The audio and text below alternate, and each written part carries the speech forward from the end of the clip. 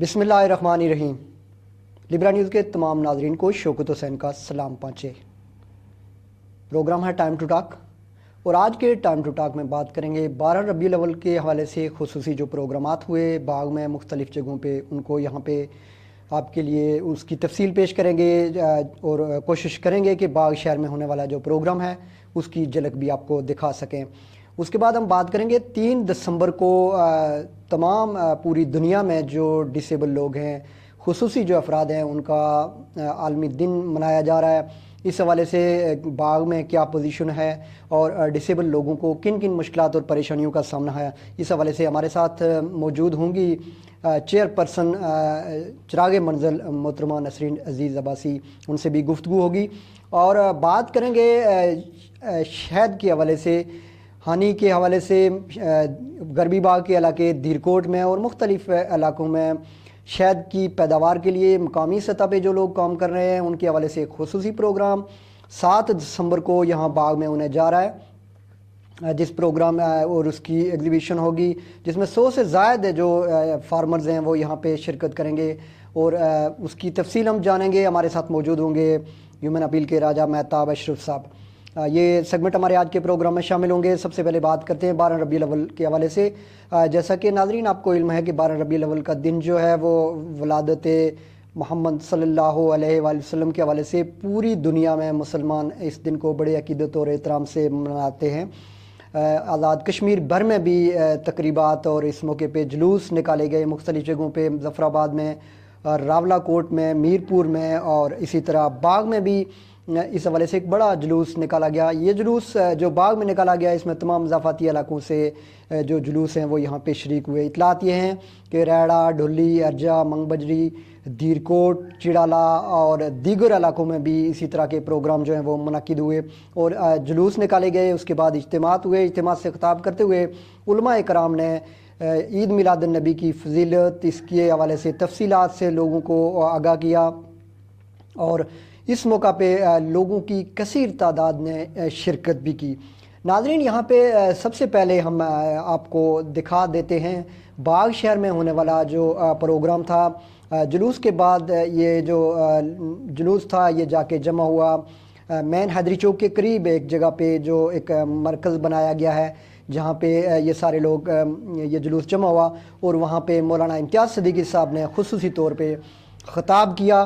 ناظرین سب سے پہلے آپ کو اس کی جھلک دکھا دیتے ہیں۔ عزت دار ہو گیا۔ میں نے پوچھا تم اتنے بلند کیسے ہو گئے، ان میں جگہ کیسے مل گئی، ان کی صفوں میں آبرو اور وقار کا مقام کیسے مل گیا؟ تو ایک ایک کہتا ہے ہم آئے تھے تو بولنا نہیں آتا تھا، ہم آئے تھے تو ہمیں عرب والے بولنے والے نہیں سمجھتے تھے۔ بلال کہتا ہے، صہیب رومی کہتے ہیں، سلمان فارسی کہتے ہیں کہ عزت تقسیم کرنے والا مرکز نبی کا در، جب ان سے لگے تو انسان عرش کے ملائکہ بھی سلام کرنے لگے۔ تو اب قوت سے بولیے نا کہ سب سے بالا ہو والا وہ گاڑی کے پاس کھڑے لوگوں کی آواز مجھے آئے کہ ان کو بولنا آتا ہے۔ یہ چھتوں پر کھڑے ہوئے لوگوں آپ کو بولنا ہے، یہ جو میرے اس جانب چھتوں پر ہیں، سب سے بالا ہو۔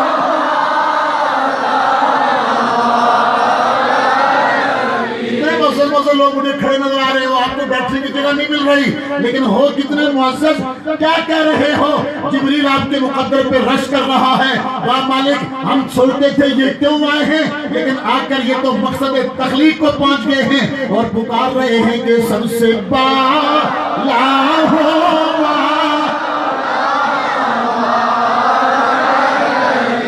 عالم کی ایک معدوم فرمائیت آپ کے سامنے رکھوں، آپ کو مسئلہ سمجھ میں آئے۔ خاتم النبیین، میرے اور آپ کے نبی اللہ کے، ہاتھ اٹھا کے اللہ کے آخری نبی۔ فرمایا لوگوں میری مثال کے بتا کیسی ہے؟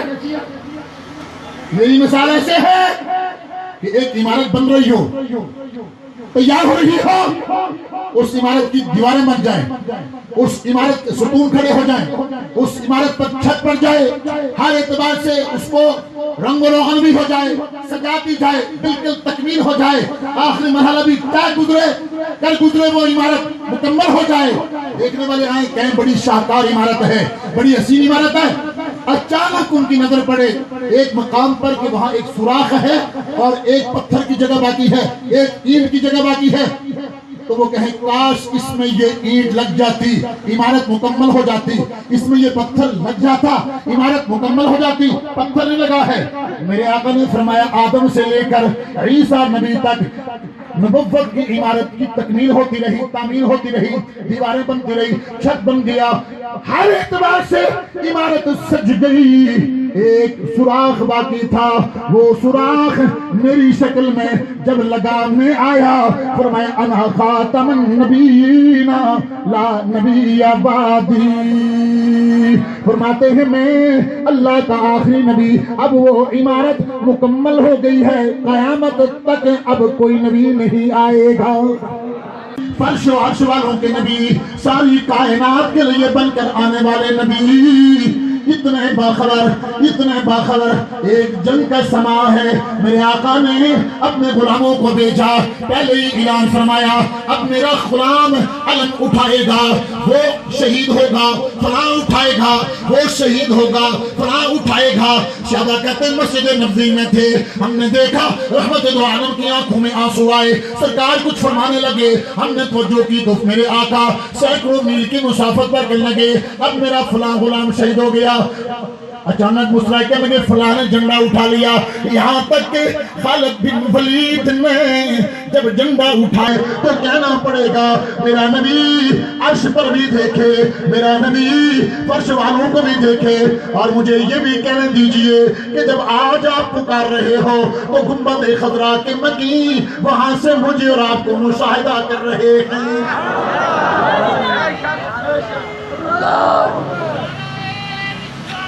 یا رسول اللہ،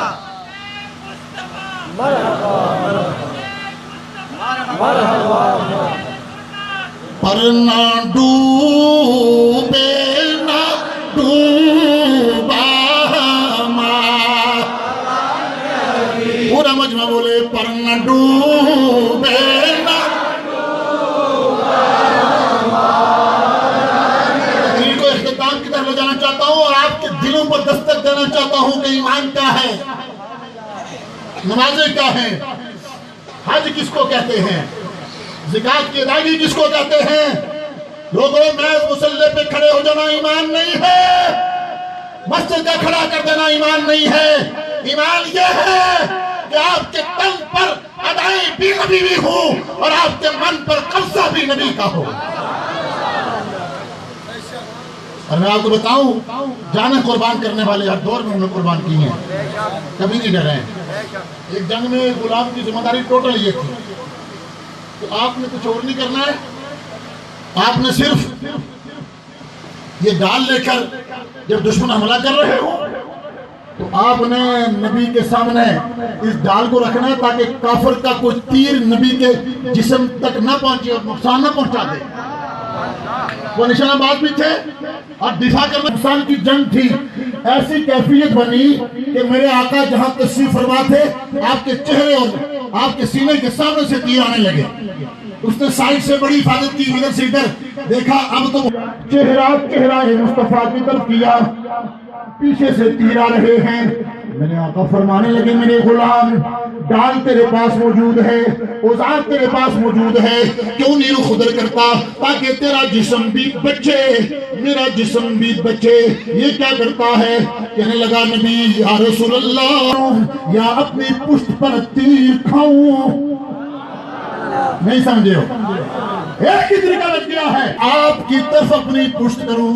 میں نے فیصلہ کیا ہے جب تک میری ٹانگوں میں قوت ہے، میرے جسم میں جان ہے، اپنی پشت پر تیر کے زخم برداشت کروں گا، آپ کی طرف میں اپنی پشت نہیں کر سکتا ہوں۔ جس نبی کے غلام ایسے ہو، غلط فہمی ہے لوگوں کو۔ یا رسول اللہ،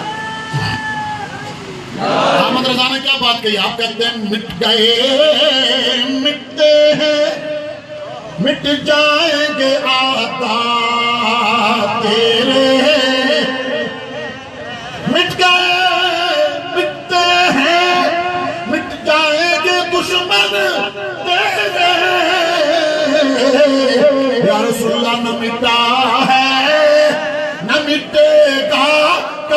चर्चा तेरा। हाथ उठा के बोलिए, न मिटा है, न मिटा है, न मिटेगा कभी चर्चा। क्या जबरदस्त बात है। कुरान का तर्जुमा करते हुए कहते हैं, वरफ़ाना लका ज़िक्र का है साया तुझ पर, वरफ़ाना लका ज़िक्र का है साया तुझ पर, ज़िक्र होता है तेरा। हाथ उठा के हाथ लड़ाने, पता चले आपको हाथ लाना दिखे, पता चले किस किस के हाथ हैं। ये हाथ नबी की इज्जत पर काट सकते हैं, झुक नहीं सकते हैं। क्या ख्याल आपका? हाथ उठा के रखें, एजेंसियां देख रही हैं। पूरा मुल्क इस वक्त इस बात पर आमादा है, हर चीज का सौदा हो सकता है, हर एक बात पर कम्प्रोमाइज कर सकता है, लेकिन कमजोर से कमजोर ईमान रखने वाला नबी की इज्जत का सौदा नहीं कर सकता है। لبيك لبيك يا رسول الله لبيك لبيك لبيك يا رسول الله لبيك لبيك لبيك يا رسول الله لبيك لبيك لبيك يا رسول الله। باطل کے بارے میں لفظ تاری ہو، لبیک لبیک یا رسول اللہ لبیک۔ بات کا تیرا دیوار گواہ ہو جائے کہ بات کے ایمان والے کہہ رہے تھے، اللہ کے نبی جانیں قربان کرے تھے۔ آپ کے متعلق عقیدہ ختم نبوت کی شرک کو تبدیل نہیں کیا جا سکتا، نہیں کرنے دیا جا سکتا۔ لبیک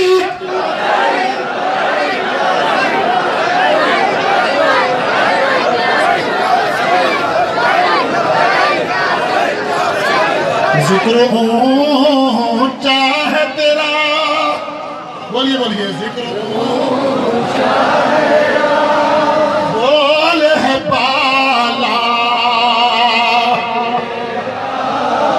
ہر نشین کی آبرو میرے نبی پر قربان ہونے میں ہے۔ وہ طاقت نشین ہے جو نبی کی عزت کے لیے باہر نہیں نکل سکتا۔ وہ کون سا عاشق رسول اور امام مسجد ہے کہ نبی کی عزت پر جو حملہ کرے اور وہ خانقاہ اور مسجد میں سویا رہے؟ ایسا نہیں ہو سکتا ہے۔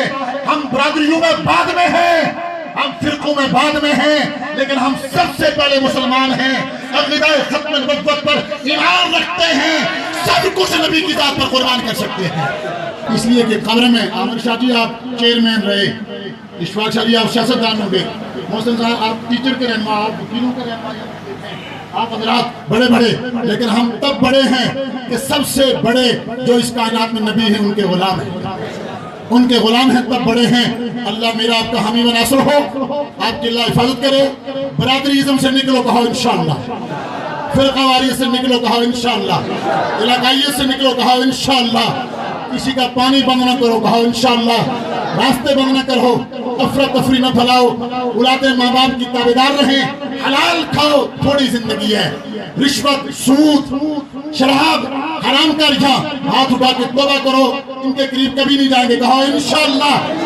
اللہ تعالیٰ عقیدہ ختم نبوت پر زندگی دے، عقیدہ ختم نبوت پر موت دے۔ ایک شعر پڑھوں گا لیکن پورا مجمع بولے۔ عشق سرکار کی ایک شمع جلا لو دل میں۔ اب راشا نے آواز میری اور تیز کر دی ہے، اب آپ کی تیز ہو، بڑا خوبصورت ہو رہا ہے اس نے، آواز تیز کی ہے اس نے، اب آپ کی تیز ہو۔ عشق سرکار کی، عشق سرکار کی ایک شمع جلا لو دل میں، کہ بعد مرنے کے قبر میں بھی اجالا ہوتا۔ یقیناً جشن عید میلاد النبی کے حوالے سے علماء کرام کی گفتگو بھی آپ نے سنی، اور یہ دن ہمیں اس بات کا درس دیتا ہے کہ ہم جو پوری امت مسلمہ جو اس وقت انتشار کا شکار ہے، مختلف فرقوں میں ہم بٹے ہوئے ہیں، مختلف جو ہیں اختلافات کو سامنے لے کے ہم جو ہمارا جو دشمن ہے اس کے مقابلے میں ہم منتشر ہو رہے ہیں. تو آج کا دن جو 12 ربیع الاول کا دن ہے وہ ہمیں اس بات کا پیغام دیتا ہے کہ امت مسلمہ کو اتحاد یکجہتی کے لیے ہمہ وقت کوشاں رہنا چاہیے. ناظرین آگے بڑھتے ہیں اور پروگرام کے اس حصے میں ہم بات کرنا چاہیں گے خصوصی افراد کے حوالے سے. باغ شہر کے مضافاتی علاقوں میں ضلع باغ میں ناظرین جیسا کہ آپ کو پتہ ہے کہ زلزلے سے پہلے اور پھر جو 2005 کا تباہ کن زلزلہ آیا اس میں سینکڑوں لوگ بلکہ ہزاروں لوگ جو ہیں وہ مختلف معذوری جو ہے اس کا وہ شکار ہوئے اور کچھ لوگ مکمل طور پہ پیرالائز بھی ہو گئے. اور ان لوگوں کی مشکلات اور مسائل ہر وقت کے ساتھ ساتھ بڑھتی جا رہی ہیں. ان لوگوں کے مشکلات اور مسائل کے حوالے سے یہاں پہ مختلف ادارے مختلف NGOs جو ہیں وہ کام کر رہی ہیں. باغ شہر میں چراغ منزل کے نام سے ایک ادارہ کام کر رہا ہے, فورڈ کے نام سے ایک ادارہ کام کر رہا ہے, اسی طرح اور بھی ادارے مختلف لوگوں نے اپنے طور پہ بنائے ہوئے ہیں جن کا جو بنیادی مقصد ہے وہ صرف یہی ہے کہ ان لوگوں کی مسائل اور مشکلات پہ جو ہے وہ قابو پایا جائے اور اس پہ کام کیا جا سکے. چراغ منزل کی چیئرپرسن محترمہ نسرین عزیز عباسی ہمارے ساتھ موجود ہیں, ان سے ہم گفتگو کریں گے. بہت شکریہ آپ نے ٹائم ٹو ٹاک کے لیے وقت نکالا. میں یہ جاننا چاہوں گا کہ خصوصی افراد کے حوالے سے اگر سب سے پہلے آپ ہمارے دیکھنے والوں کو یہ بتائیے گا کہ باغ میں ان کی تقریباً تعداد کتنی ہے؟ جی سب سے پہلے تو شکر صاحب آپ کا اور آپ کے جو نیٹ ورک ہے اس کا بہت شکریہ کہ آپ نے مجھے یہاں پہ 3 دسمبر کے حوالے سے, چونکہ ہم لوگ آج جو ہے ڈسیبلٹی ڈے بناتے ہیں انٹرنیشنل سطح پہ, تو اس سے مجھے بات کرنے کا موقع فراہم کیا. آپ نے پوچھا کہ باغ میں یا ہمارے JK کے مختلف جو اضلاع ہیں ان میں ڈسیبلٹی کا کیا ریشو ہے. تو اس میں یہ ہے کہ زیادہ پہلے اس میں اس کے جب سے ہم لوگوں نے اس پہ کام کرنا شروع کیا تو 2 ایسے عرصہ گزرا ہے. ایک تو وہ جو ڈیزاسٹر سے پہلے تھا, ایک وہ جو ڈیزاسٹر سے بعد ہے.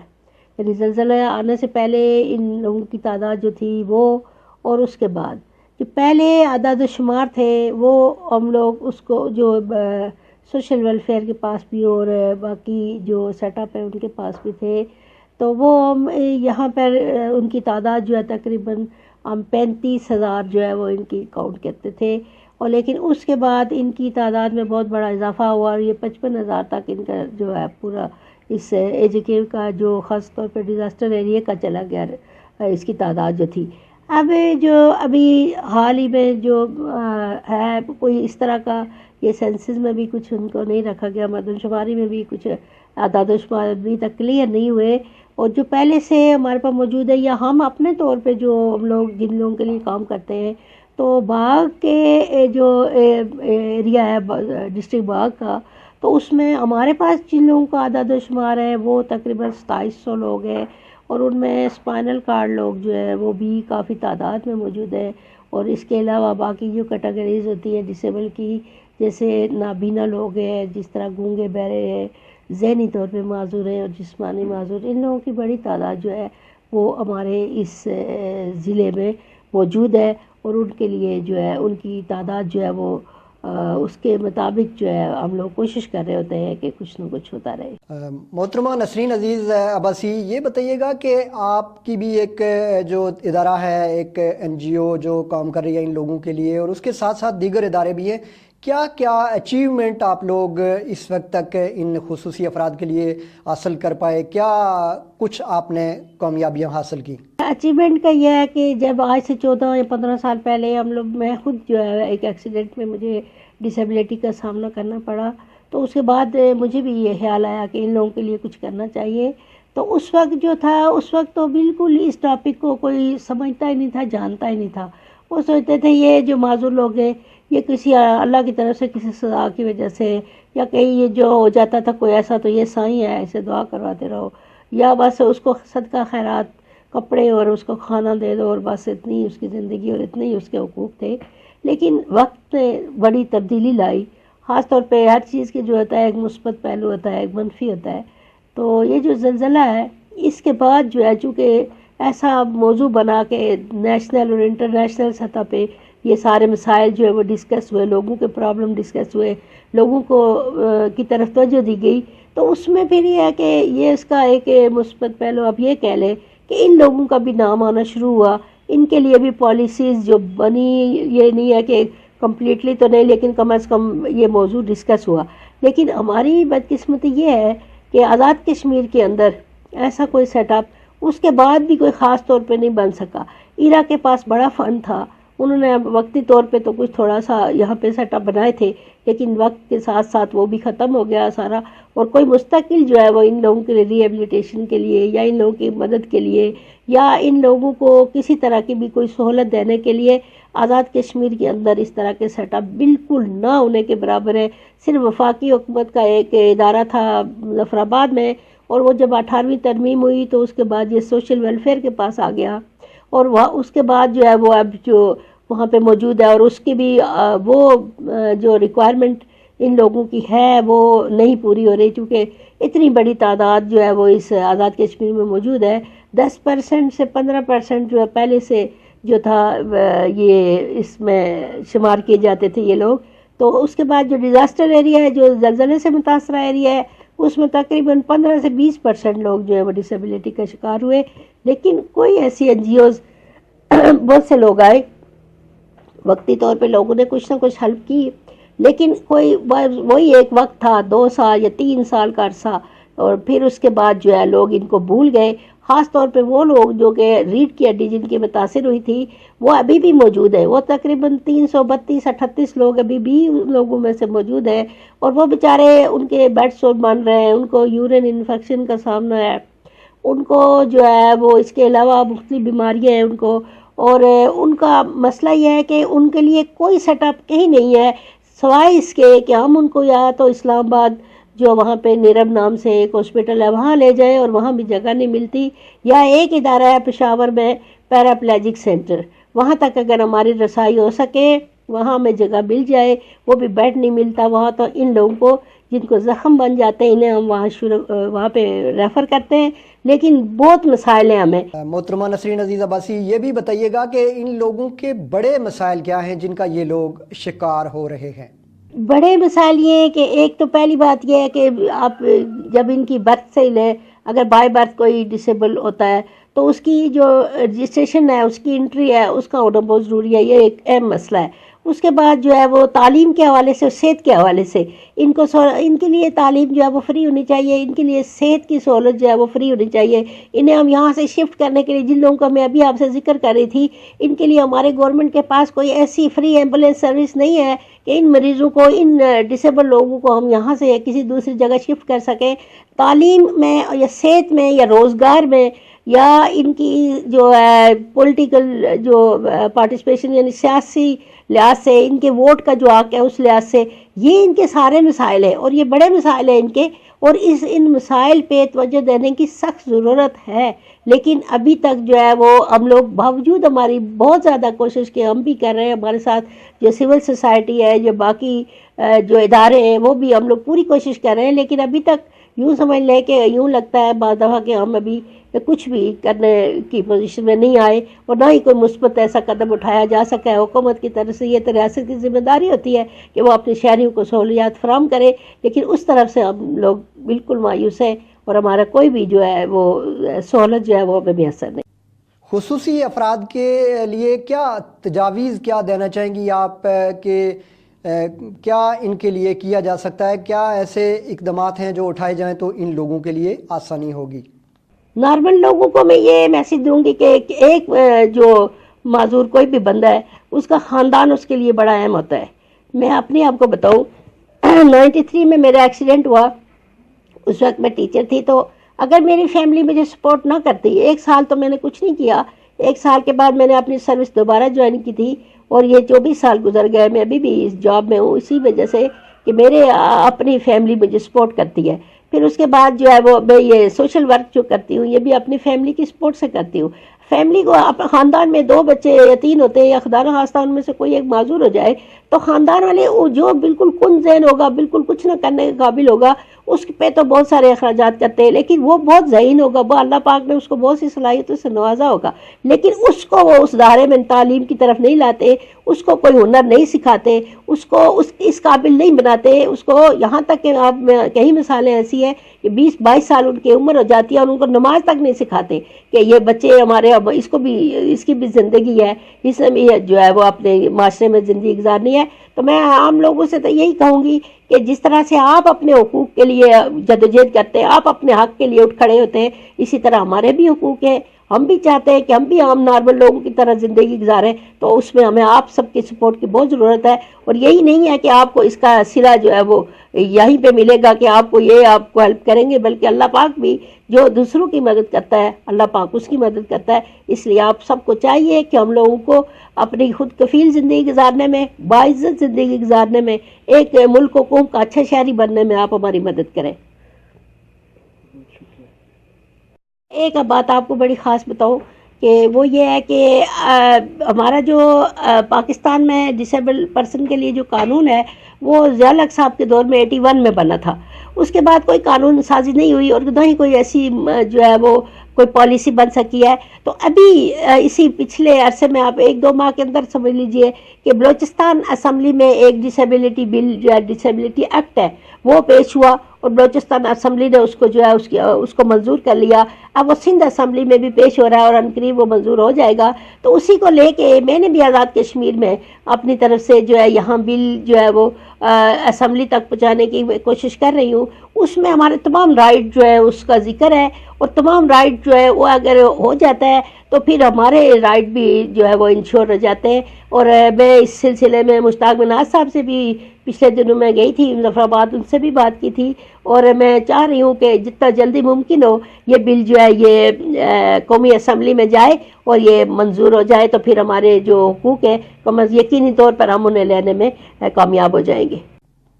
बहुत बहुत शुक्रिया। चिराग मंजिल की चेयरपर्सन मोहतरमा नसरीन अजीज़ अब्बासी हमारे साथ मौजूद थी। आपने खुसूसी अफराद के हवाले से गुफ्तगू की। 3 दिसंबर को इनका खुसूसी दिन मनाया जा रहा है। सिर्फ दिन मनाने से बात नहीं बनती, बल्कि अमली तौर पे भी कुछ कोशिश की जानी चाहिए, कुछ इक़दामात ऐसे जो हैं वो उठाए जाने चाहिए। और एक आम शहरी होने के नाते से चाहे अगर आपके घर में कोई खुसूसी अफराद में शामिल है या आपके महल्ले में, आपके पड़ोस में, तो आप उसके लिए क्या कर सकते हैं। सिर्फ एक दिन के लिए नहीं, बल्कि हम वक्त इन लोगों को सपोर्ट करने के लिए, इनको एक मुफीद शहरी बनाने के लिए अपनी ज़िम्मेदारी जो है वो हम सबको पूरी करनी चाहिए। बहुत शुक्रिया। नसरीन अजीज़ अब्बासी हमारे साथ मौजूद थी। नाज़रीन आगे बढ़ते हैं, बात करते हैं शहद के हवाले से। जैसा कि प्रोग्राम के आगाज़ में मैंने आपको बताया था, शहद एक बहुत ही नायाब किस्म की जो आपको पता है एक ऐसी चीज़ है जिसकी हर शख्स को ज़रूरत है। तिब्बे नबवी में भी इसकी बेशुमार खुसूसियात बयान की गई हैं और ये एक ऐसी चीज़ है कि जो मुख्तलिफ़ बीमारियों में, मुख्तलिफ़ किस्म की मुश्किलात में इस्तेमाल की जाती है। आज भी हम इसको इंपोर्ट भी करते हैं, एक्सपोर्ट भी करते होंगे। लेकिन बड़ी जो खुशी की बात है वो ये है कि हमारे इलाके में, ज़िला बाग के मुख्तलिफ़ इलाकों में, सिर्फ दिरकोट में जो है वो ये जो शहद है उसकी पैदावार के लिए लोगों ने ये शहद की मक्खियाँ पाल रखी हैं अपने तौर पे। लोग जो फार्मर मौजूद हैं जो इसके लिए काम करते हैं। और इस हवाले से 7 दिसंबर को बाग में एक एग्ज़िबिशन का एहतमाम किया गया, जिसमें इतलात ये है कि 100 से ज़ायद जो है वो फार्मर इसमें शरीक होंगे। दीगर जो स्किल वाले लोग हैं वो भी इसमें उस नुमाइश में शिरकत करेंगे। लेकिन खुसूसी जो तौर पे जो फोकस किया गया है, ह्यूमन अपील और AJK CDP बाग की तावन के ज़ेर एहतमाम कम्युनिटी हॉल में ये प्रोग्राम होने जा रहा है। सीनियर साफ़ी और तजियाकार भी है और ह्यूमन अपील के जनाब एक अहम रुकन है राजा मेहताब अशरफ साहब हमारे साथ मौजूद हैं। राजा मेहताब अशरफ साहब, हमारे देखने वालों को बताइएगा कि ये जो तकरीब एग्ज़िबिशन आप करने जा रहे हैं इसका बुनियादी मकसद क्या है? जी शौकत, 7 दिसंबर को बाग में एक एग्ज़िबिशन का एहतमाम किया जा रहा है, जिसका बुनियादी मकसद ये है कि जो हमारे लोकल फार्मर्स हैं, जो यहाँ पे काम करने वाले लोग हैं, उनके उस काम को प्रमोट किया जाए। 7 दिसंबर को AJK CDP और ह्यूमन अपील मिलकर बाग कम्युनिटी हॉल में इस एग्ज़िबिशन का इस तौर एहतमाम कर रहे हैं कि इसमें तकरीबन 100 فارمرز جو ہنی بی کے ہیں، شہد کی افزائش پہ کام کرنے والے جو لوگ ہیں وہ اس میں اپنے سٹالز لگائیں گے. یہاں پہ جو اسکل ڈیولپمنٹ کے حوالے سے کام کرنے والے جو لوگ ہیں وہ اس کے سٹال لگائیں گے. جو زراعت کے شعبے سے اور بالخصوص کچن گارڈننگ اور باقی جو کام کرتے ہیں وہ لوگ یہاں پہ اپنے اپنے سٹالز لگائیں گے. اور اس میں ہم نے ڈپٹی کمشنر باغ سردار وحید صاحب اور باقی ان کی ٹیم جو ہے اس میں بھرپور معاونت کر رہی ہے. اور اس کے علاوہ جو ہے ہم چاہیں گے کہ گورنمنٹ آزاد کشمیر کے جو سیکرٹریز ہیں، جو ذمہ داران ہیں، وہ آ کر یہاں پہ ان لوگوں کو دیکھیں جو یہاں پہ ہمارے سرزمین باغ کے ساتھ تعلق رکھنے والے لوگ کام کر رہے ہیں. اس کا بنیادی مقصد یہ ہے کہ ان لوگوں کو ایک تو ان کے کام کو پروموٹ کیا جائے، دوسرا یہ ہے کہ لوگ جو ہے وہ اس کو دیکھ کے اپنے تئیں بھی کام کرنا شروع کریں، اور ساتھ ساتھ یہ ہے کہ جو ان کے پروڈکٹ ہیں وہ فروخت بھی ہوں. اور اس کے لیے سارے انتظامات جو ہے وہ کیے جا رہے ہیں، اور AJK-CDP اور ہیومن اپیل نے اس حوالے سے انتظامات کو حتمی شکل دے دی ہے، اور یہ فیصلہ کر لیا ہے کہ باغ کی تاریخ کی سب سے بڑی جو ایگزیبیشن ہے وہ یہاں پہ کی جائے گی. اور جب ہم یہاں پہ یہ کام کرنے جا رہے ہیں تو اس دن یہاں کے لوگ دیکھیں گے کہ ہمارے ہاں جو کام کرنے والے لوگ ہیں وہ کتنی محنت کرتے ہیں، کتنی محنت سے وہ چیزیں تیار کر رہے ہیں. پچھلے سال بھی دیرکوٹ میں جو ہنی بی کی ایگزیبیشن ہوئی تھی اس میں اخبارات میں بھی آیا، باقی لوگوں نے بھی دیکھا، اداروں نے اور محکموں نے بھی دیکھا کہ تقریباً 1.5 کروڑ روپے کا شہد جو ہے سب ڈویژن دیرکوٹ سے وہاں کے جو لوکل فارمرز ہیں انہوں نے جو ہے وہ پروڈیوس کیا. اور وہ اس نمائش میں بہت بڑی تعداد میں لوگوں نے وہاں پہ خریدا بھی تھا، اور اس کے علاوہ بھی فارمرز کے ساتھ لوگ خود رابطے میں. اس وقت تقریباً 250 فارمرز جو ہیں وہ ہنی بی پہ کام کر رہے ہیں، ان کی بڑی تعداد ہے، وہ اس میں روز بروز اضافہ کر رہے ہیں. بے شمار کالونیز موجود ہیں، ان کو دیکھنے کے لیے آزاد کشمیر کے جو متعلقہ ڈپارٹمنٹ ہے وہ بھی اس کو دیکھ رہا ہے، اور اس کے ساتھ ساتھ مختلف آرگنائزیشنز بھی اس سلسلے میں سپورٹ کر رہی ہیں. اور اسی طرح سے جو اسکل ڈیولپمنٹ کے حوالے سے ہے وہ جو ہمارے جتنے فیمیل فارمرز ہیں، جو خواتین ہیں، جو گھروں میں بیٹھ کے جو ہے جو کام کر رہی ہیں اس میں بڑی جدت ہے، اور ہمارا جو اپنا کلچر ہے اس کے ساتھ بھی چیزیں میچ کر رہی ہیں، اور وہ چیزیں بھی جو ہے وہ یہاں پہ انشاءاللہ ڈسپلے ہوں گی. اور ساتھ ساتھ جو ہے وہ جو ایگریکلچر ہے، ایگریکلچر کے حوالے سے ضلع باغ جو ہے وہ بڑا ریچ ہے. یہاں کے بڑے بڑے فارمرز ہیں، شاید لوگوں کو ان کے بارے میں اتنا پتہ نہیں ہے، لیکن بڑے پیمانے پہ لوگ کام کر رہے ہیں، اور وہ اپنی اپنے جو کھیتوں سے ان کی تیار چیزیں ہیں وہ یہاں پہ لائیں گے، اور اس کو یقیناً لوگ دیکھیں گے. ہماری خواہش اور کوشش ہے کہ بڑی تعداد میں لوگ اس میں شریک ہوں. مختلف NGOs کے لوگ اس میں آئیں گے، اس میں مختلف کمیونٹیز سے لوگ آئیں گے، مختلف VOs اور COs کے لوگ اس میں شامل ہوں گے، جو مقامی تنظیمیں ہیں وہ اس میں شریک ہوں گے. تمام ڈپارٹمنٹس کو ہم اس میں انوائٹ کر رہے ہیں، اور عام لوگوں کو اس میں دعوت ہے کہ وہ اس میں آ کر دیکھیں کہ لوگ کس طور پہ کام کر رہے ہیں. اس حوالے سے ایک شروع میں ایک تقریب ہوگی دن 10 بجے، اور تقریباً 1 گھنٹے کی وہ تقریب ہوگی جس میں گورنمنٹ آزاد کشمیر کے جو نمائندگان ہیں، وہ NGOs کے نمائندگان ہیں، وہ اس پہ بات چیت بھی کریں گے. اس کے حوالے سے بیٹھ کے سوچیں گے کہ ہم اس کام کو کیسے پروموٹ کر سکتے ہیں. اور AJK-CDP جو یہاں پہ پہلے بھی کام کر چکا ہے، اس وقت بھی جو ہے وہ کام کر رہا ہے تنظیموں کو منظم کرنے کے حوالے سے، اور سارے لوگوں کو اکٹھا کرنے کے حوالے سے کہ مل کر ہم کام کریں، اور اپنے مدد آپ کے تحت کام کریں، اپنے پاؤں پہ خود کھڑے ہوں. اس حوالے سے جو ہے یہ ایک بہت بڑا پروگرام ہوگا. اور پھر ہیومن اپیل جو ایگریکلچر پہ اور بالخصوص ہنی بی پہ جو ہے کام کر رہی ہے، اس کام کو جو ہے وہ دوام ملے گی. اور یہ جو کام وہ لے کے کر رہے ہیں، اس کام کو بڑھایا جا سکے گا، نہ صرف سب ڈویژن دیرکوٹ میں، نہ صرف ضلع باغ میں، بلکہ اس کو آگے بڑھانے کی ہم کوشش کریں گے تاکہ لوگ جو ہے وہ اپنے خود کام کریں. جو بے روزگاری ہے اس کو کام کیا جائے، لوگ اس کو بائی پروفیشن لیں، اپنی انکم میں اضافہ کریں. اور یہی مقاصد ہیں جن کو پیش نظر رکھتے ہوئے جو ہے 7 دسمبر 2017 کو باغ میں کمیونٹی ہال میں اس ایگزیبیشن کا اہتمام کیا جا رہا ہے. ناظرین، جیسا کہ آپ نے سنا، راجہ مہتاب اشرف بتا رہے تھے کہ اس کا جو بنیادی مقصد ہے وہ یہ ہے کہ जो जितने भी लोग इस हवाले से काम कर रहे हैं उनकी हौसला अफजाई की जा सके और ज़्यादा से ज़्यादा लोगों को इसकी तरफ राग़िब किया जा सके कि ये जो काम है इससे लोग पैसे कमा सकते हैं। जैसा कि आपको पता है कि सिर्फ धीरकोट में गुज़श्ता साल 1.5 करोड़ रुपये से ज़ायद का जो है वो शहद मकामी तौर पर लोगों ने तैयार करके फ़रोख्त किया। दीगर भी बेशुमार चीज़ें हैं जिन पर यहाँ पर काम किया जा सकता है। हज़रत अली करमल्लाहु वजहू का एक कौल है कि शहद के अलावा हर मीठी चीज़ में ज़हर है और ज़हर के अलावा हर कड़वी चीज़ में शिफा है। शहद हमारी ज़िंदगी, हमारी सेहत के लिए बहुत ज़रूरी है और जैसा कि अभी आप गुफ्तगू में सुन भी रहे थे, ये मकामी तौर पे तैयार किया, इसके लिए जो एहतमाम किया जाता है, जो लोग इसके लिए मेहनत करते हैं, वो न सिर्फ इससे लोगों को फ़ायदा पहुँचता है बल्कि वो ख़ुद भी इसमें माशी तौर पे मुस्तहकम होते हैं। नाजरीन, इसके साथ ही प्रोग्राम टाइम टू टॉक का वक्त ख़त्म हो जाता है। शौकत हुसैन को दीजिए इजाज़त। अल्लाह निगहबान।